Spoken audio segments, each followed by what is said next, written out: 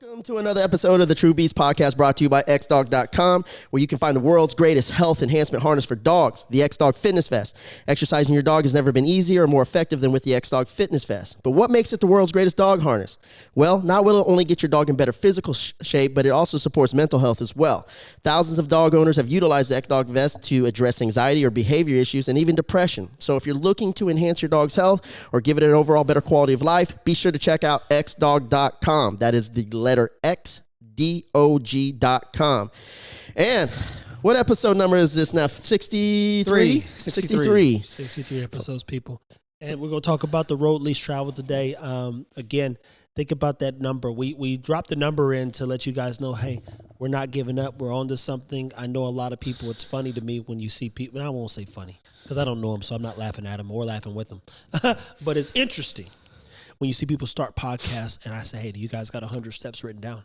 Because you could run out of shit to say or talk to somebody who ain't worth the conversation and realize very quickly, hey, this is not going to last past 10 episodes. Yeah. So it takes, again, in my opinion, people like ourselves who are traveling down the road, trying to solve problems, figuring things out, and then sharing our experiences with you guys. Yeah. I mean, I'm looking forward to episode 100. Hey, you know, that's the only number that ever matters to me. You want to know what get me going is 100. Yeah. Yeah.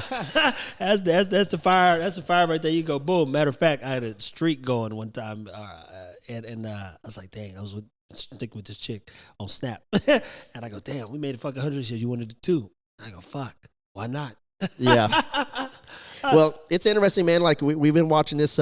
We've been evolving. I mean, I'm afraid to go back and listen to episode 1. I don't ever really like. I listen to the episodes once, just to kind of fine tune deliveries and stuff like that, and just to hear how I sound. But and of course to support the podcast. But at the same time, like I mean, we continuously evolve like from the setup to the equipment to even talking about bringing guests on Zoom, and being able to get a lot more knowledge out to the audience through some pretty brilliant dog minds. Absolutely, and that's somebody walking down the road saying, "Aha!"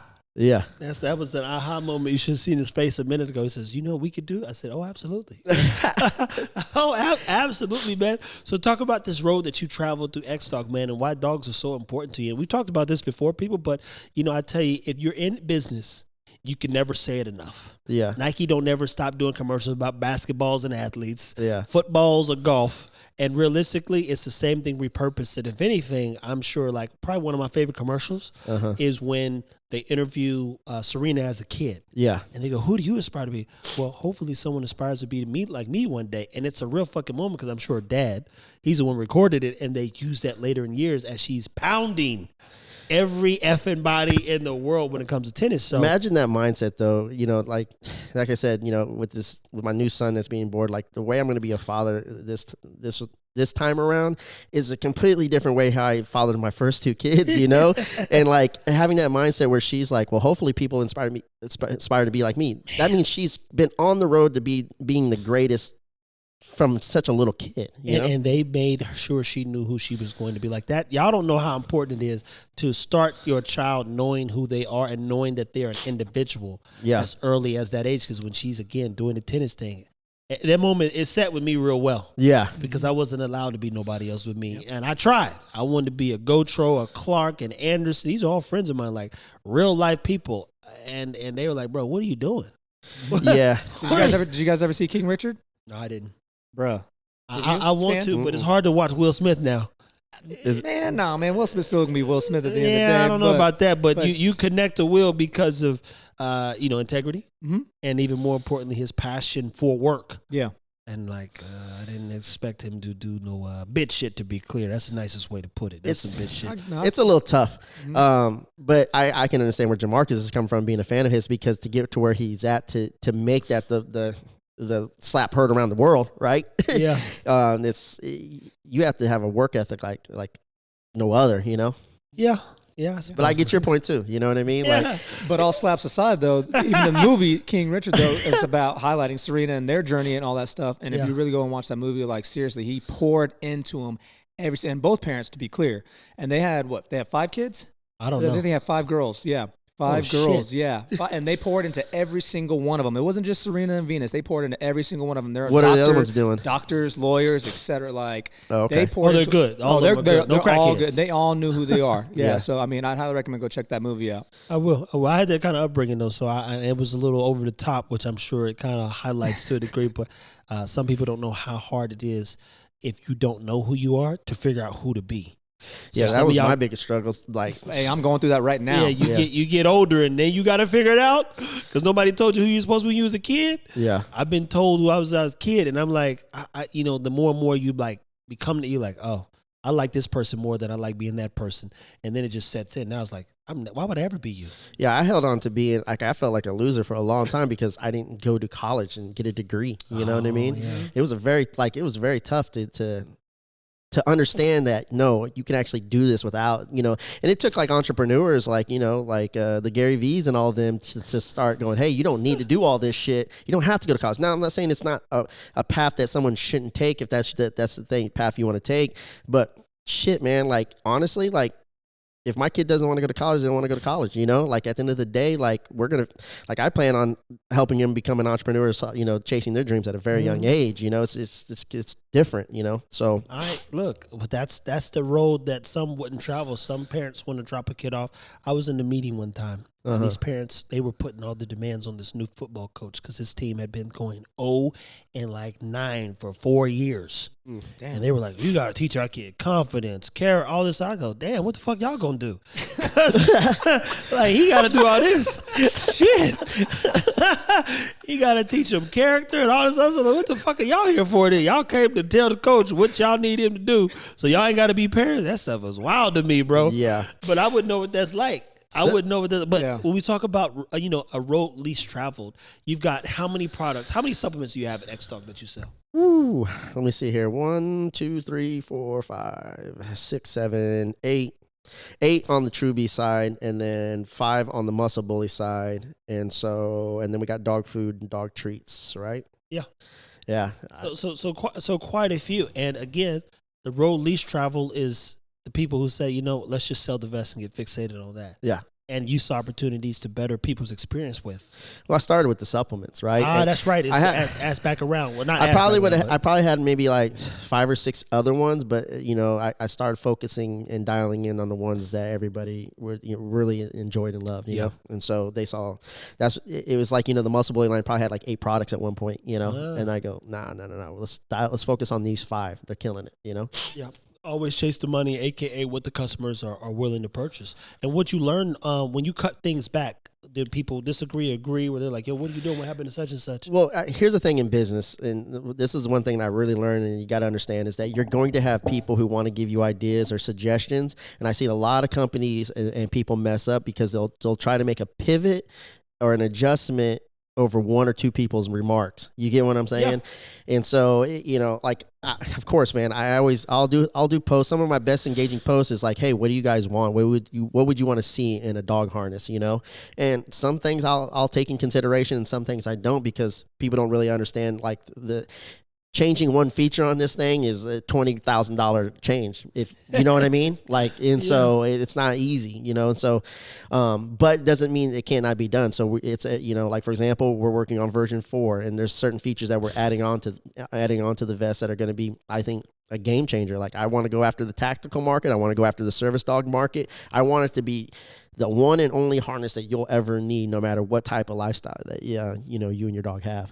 Yeah, and again, we're talking about the road least traveled, and most people, unfortunately, nowadays, I think it's double-edged sword, actually. I think there are more people trying to figure it out. Yeah. And then there's still a group of people who like, I don't give a shit. I just want to press play. I mean, like kind of buy. Well, I didn't think I was ever going to get into dog trainer jackets, and I posted a dog trainer jacket, and everybody went apeshit. And I'm like, well, what all features would you want to see? And this is like, man, when that thing drops, I want it, And so there's just cool things about the jacket. I don't know if you notice about this, but on some of the jackets, they have a magnet ball, right? A magnetic ball. And they have areas where you can put the ball on the jackets in certain areas. I was like, God damn, that's fucking genius, because you want to sometimes be hands-free to do treats, but you also don't want to keep constantly digging in and out of your pockets.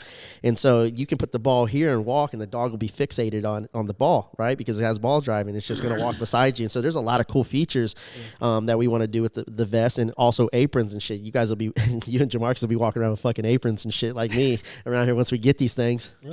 Hey, look, Hey, man, I'll rock it. Yeah. Dude, that's another thing I want to do. I want to create merch and things that are stylish but dog related. Like I got an idea on the dog trainer hoodie that I'm working on. Right? I'm telling you guys this right now. I have a guy working on something, and we're gonna call it Fido. Literally, it says it's gonna be a custom Yeezy type brand. I'm telling. Yeah. It's only like maybe 2 people that even know this thing. Yeah. There's a guy who I have who works overseas manufacturer. Like, and I'm saying that a compliment because anything that X Talk does, we do and compliment. But this dude, I don't even want to do. I said, bro, just tell me how much. But you design everything. Well, that's the thing. Like I did a post and had everybody post up their version 1 vest. Yeah, I saw that. And dude, there was so many cool memories that I went back to, and I'm like, okay, I want to do like some of that shit. And then I saw some of the vintage shirts that are a lot of people are wearing right now with like Kobe and Jordan and shit like that. You know, Walmart's doing a thing, in Target and those places are doing those like old school poetic justice type shirts. Yeah, it's fucking nuts, man. But girls are wearing them like crazy. That's the direction we kind of want to go with, but using the photos of the version 1 X Dog, because we gotta set up a date then so I could take them because I know how to take some sick vintage shots. Like I'll fuck around do it tomorrow just to show you, like, yo, I'll fuck some vintage shit up, bro. Like, well, my son and his little crew, man, they're like 20 years old and stuff, and man, they're wearing fucking bell bottoms, corduroys. They literally look like they're out of fucking the 80s show. You know what I mean? Think about the Stranger Things, man. That shit brought back some fucking memories for people. But what I'm saying, their swagger and their style is fucking, I mean, like, it's all thrift, but man, they do it in such a way that it's fucking fire. So like, I'm having them help, I'm gonna give you guys a plug because we're talking about the road least travel. There was a woman who did a fashion show who reached out to me and wanted me to shoot it, who did an online fashion show, and it was all thrift wear. How to put things together with a thrift budget. Yeah. And I'm telling you right now, like his son, I saw some of the photos that you posted one time. Yeah. Son's killing it. When I saw her shit, all I think of is that I couldn't do that shit. Now, somebody could dress me in that and I probably would look fine, but I wouldn't know where to fucking begin if I walked into a give me fucking a shorts, t-shirts in the winter. Give me a fucking sweatshirt. That's it, bro. But them motherfuckers can find some shit like, oh, this would look good. Oh, that would look good. And I got my buddy Rich, he's from New York. If ever any video you see me in where I'm like doing any music videos of like Rich Styles, man, I'm like, yo, Rich, I'm gonna sing you a song, put some clothes together. For one, he got all the clothes in the world and shit you would never think of. Yeah. And he put it, and be like, yo, where'd you get that from? I took the nigga chain and everything. That's just the truth. Because I couldn't do what he could do. Now I could shoot the shit out of it, picture, video wise. Yeah. But them motherfuckers, they got it. I think it's a gift, man. Yeah. It's baffling to me, but that's what I love about even social media and why I love TikTok so much, because you see these creatives come out of like the woodwork and turn what we perceive as something into nothing. And Wisdom's one of my favorite because he can do anything with fashion. What's cool, man, about it, I think what made me really proud is that like he went from like this Gucci name brand Louis Vuitton type style, and he goes, that's not gonna work for me. You know what I mean? That's a pretty expensive, budget right there. And now is more important to him to go, man, I only spent $20 for this outfit. But think about that too. It's like, sick. yo, do I have a budget for Gucci, or do I have what's going to be a niche for me? Yeah, because he might have been solving another problem too. It's like, yo, I want to stand out. If everybody's wearing Gucci from the baby to fucking Future, then I'm not competitive. Realistic, I'm just looking like somebody else. Yeah. Now he is perceived an individual, if you would. Well, we go to the restaurants. He's always getting fucking complimented on his shit every fucking time, bro. Because I'm telling you, I saw them kind of people. Same to homie Rich, like, bro. They just know how to put shit together. That's what they do. Yeah, I can shoot it, but them motherfuckers, you be like, damn, bro. Yeah, you clean down to the pinky toe. Yeah. Oh man. So if you had to give some people some advice about, traveling that road, being uncertain, being sure, thinking you sure at times, being completely wrong at times, what's some things you could tell them to try to like, hey, don't give up. That's the gist of all that right there. Like don't give up. I think you just say it just like that. You don't fucking give up, right? Like, just be more clear. Like, dude, I think like we talked about earlier before we started this episode was like everybody's trying to chase easy, but it's never going to get easy. It's always going to get harder and more challenging. And if you're not challenging yourself and it's not getting harder, then you're not growing. Do you have a checks and balance system in play? Because for instance, I might send Jamarcus a task or I send somebody else a task, and they almost are like I won't say they're scared, not Jamarcus or anybody, but they're like, I know he knows about this. I know he didn't send me this without knowing. But one of my rules is that I don't know anything. So I said, look, if I send you something, every video you sent me, I already watched it. Every article you probably found, I read it. But you might see something that I missed. Yeah. And I'm smart enough to know that I'm not that smart, even though it's perceived like, so if I ask you to do the task, for one, I want to see how you think. But even more importantly, you might have an eyeball somewhere that's picking up on something that I overlooked. Yeah. So don't half-ass anything that I send you, for one. Yeah. And for two, don't assume that I know everything. That I do my research? Absolutely. Yeah. Can we have a conversation about it? Of course. I don't like guessing. Yeah. I'm not a good guesser. Hey, guess what says? Fuck you. I'm not guessing. I don't do that. Yeah. I like knowing. But I have a checks and balance set up where if I do something, I might send it to 5 people and they are to report back. And it ain't because I didn't do the work. It's because I definitely did the work, but maybe I missed something. Well, I mean, it's good to have a checks and balance system like that, or a team that you can throw that back on. You should be around people like that. Like, as a leader, your job is to make the final decisions. Of course. You know what I'm saying? But it doesn't mean that you don't surround yourself around people who are experts. You know, like, I got a great team of experts around me, you know, but I'm also smart enough to understand that I'm not the expert. And so hiring experts is important. Like, hiring this firm, man, you know, for Amazon is important. Hiring this expert that's creating funnels and has a successful funnel rate, right? Like, it's I could guess it. I could try to figure it out.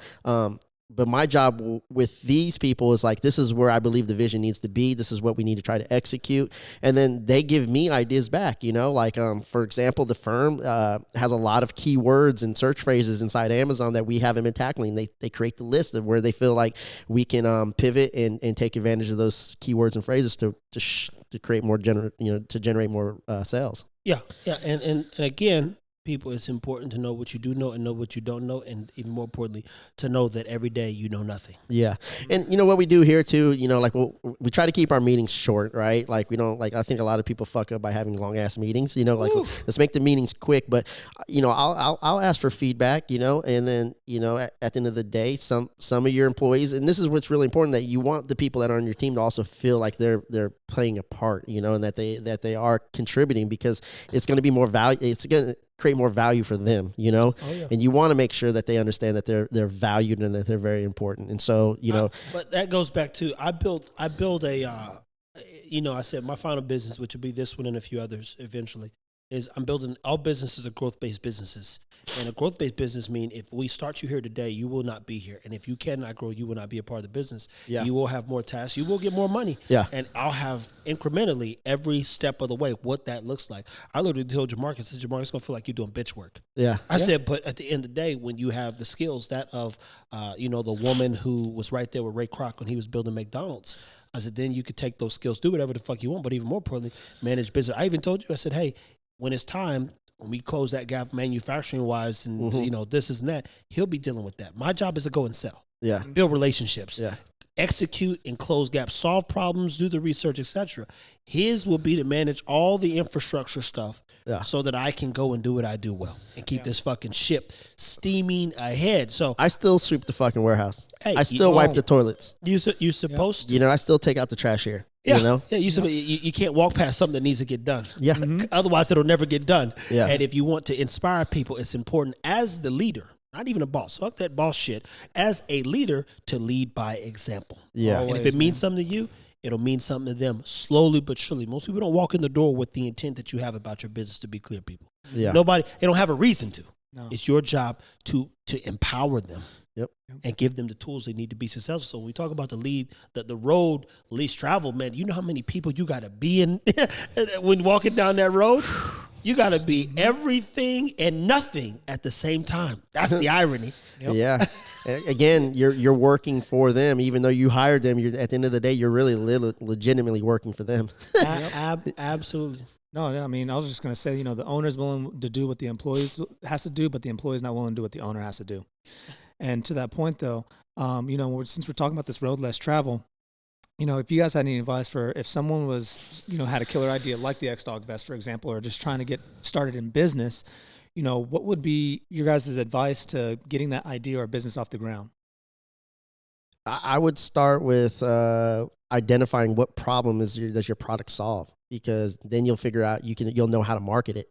Mm-hmm. You know, like identifying what the problem, because if you can identify what the problem that you're solving, you can identify the audience who you need to go after. Gotcha, Trev.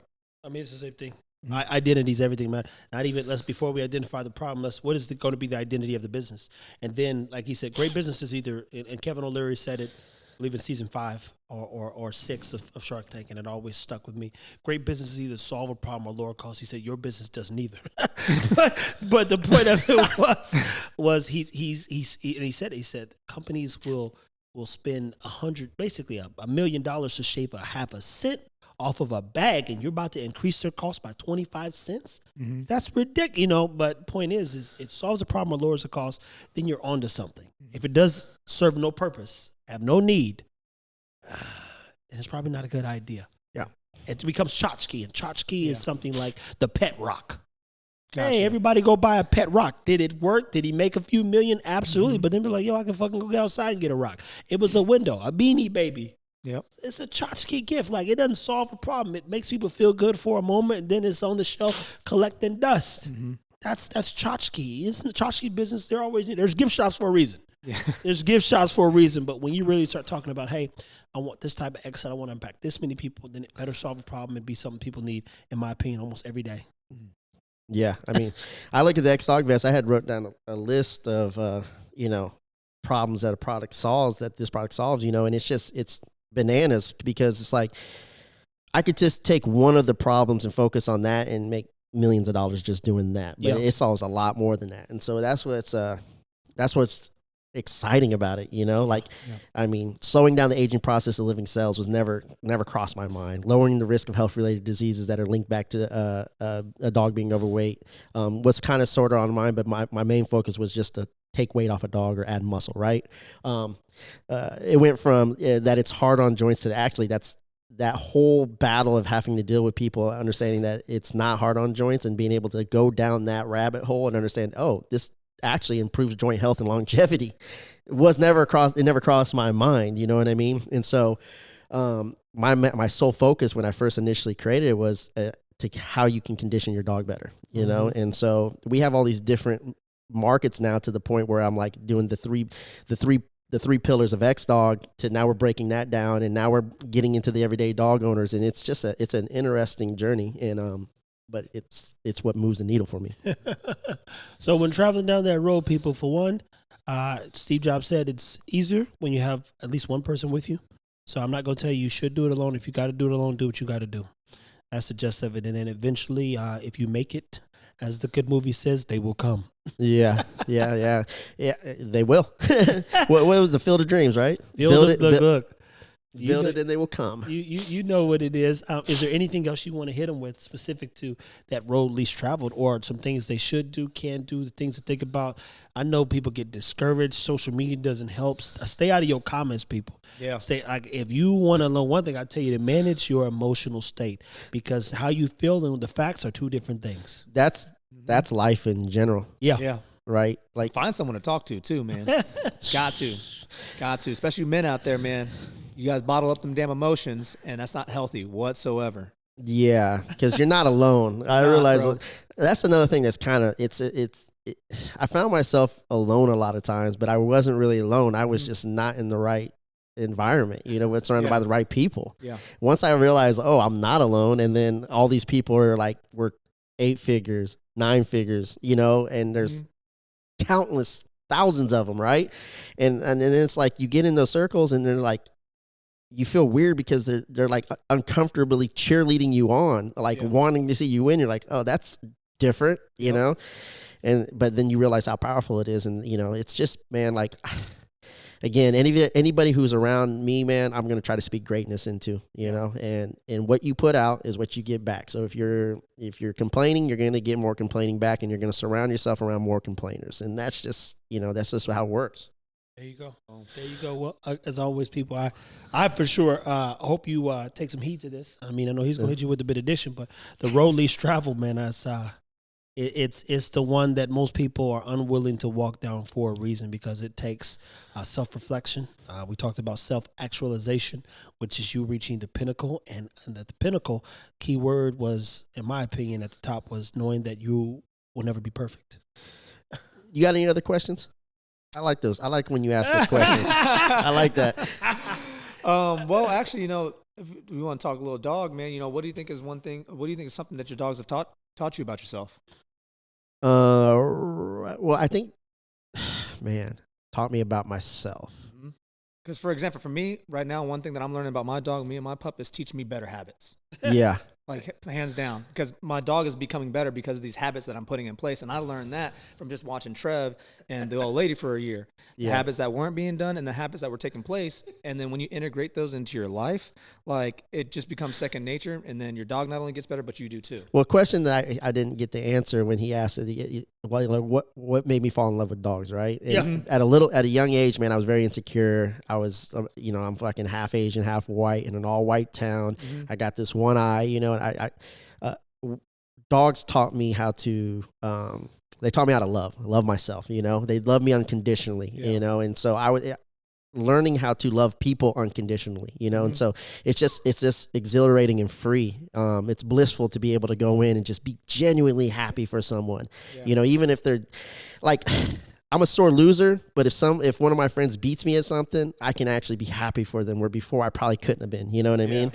And so, that's one thing they taught me. And again, like you said, being disciplined, if you want your dogs to thrive, you got to feed them right. You got to exercise. And then also, if you want to thrive, you got to do the same thing.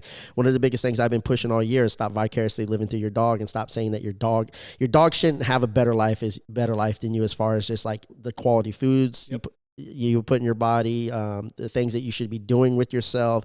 I mean, you ask your dog to learn something new, you need to be learning something new every day. You're asking your dog to be disciplined and patient, you need to be disciplined and patient. You want your dog to eat healthy, you should be eating healthy. You want your dog to exercise, you should be exercising. These are all things that they're a guide to optimizing yourself, And so I would say that would probably be the thing that I've learned a lot from dogs in general. Damn. And how about you, Trev? I mean, I know you learn all kinds of stuff all the time, but you said, and the question was about what I learned from my dog. I didn't learn dogs. My dogs learn from me. I'll be straight up with you. I'll be straight up with you. Everything that the dog learned in life is from me. I didn't grow up like that. Never got to experience. Never got to touch that before in my life. You heard what he said. You heard what he said. That is like almost 100% to a T. That is literally right there, bro. But the dogs, I learned how to just be more patient, man. I lack patience when it comes to people getting shit right. We talked about that before. Yeah. I'd be willing to lose it 100% of the time. And it's just because I think people should be doing it this way. And, prime example, I tell people, even when our day was here, right? Yeah. I was like, y'all were killing me, man. Yeah. Y'all were killing me. So I was like, yo, go get my gimbal. And y'all didn't even shoot nothing else. They were like, fuck, that's it. Yeah. That's all we needed. They were supposed to be doing this shooting thing and going through this whole day. And I'm sitting back watching. And finally, I'm like, bro, they are fucking killing me, man. I had to just do something. Then I edited it. He go, fuck. And they said, I would have never thought of that. Now, I let you guys spend as much time as I could on your process and trying to figure it out. But the dogs just teach me a level of patience that I know I didn't have. Because unfortunately, someone like myself, I've done so many repetitions of stuff that I just know a lot of times. Yeah. I just know. And mind you, I'm going to go do some more work so I can know some more. So the dogs, the patience though, man, Jesus, because they all communicate different. Yeah. I got a house full of fucking dogs. And every last one of them are fucking different, man. Whereas the driven ones, you can damn near get to do anything. The one that's a little bit more timid, Jesus Christ, man. I'm like, here, take him. Yeah.